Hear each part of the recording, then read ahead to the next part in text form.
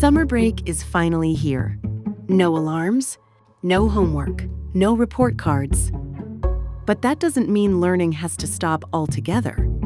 Summer can be one of the best times for children to learn.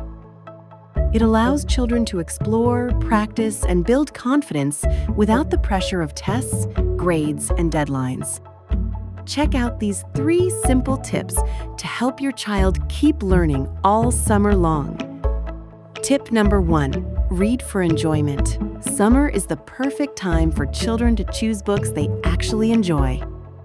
Reading for fun helps strengthen vocabulary, comprehension, and confidence, all while encouraging a lifelong love of reading.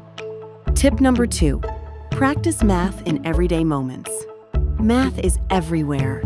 Cooking, shopping, or even planning a trip can help children practice important math skills without it feeling like homework. Tip number 3, encourage problem solving. Skills they'll use both inside and outside the classroom.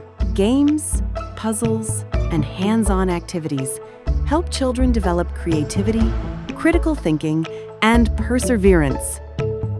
For some students, summer is also a great opportunity for extra support. Summer tutoring isn't about taking away from summer fun.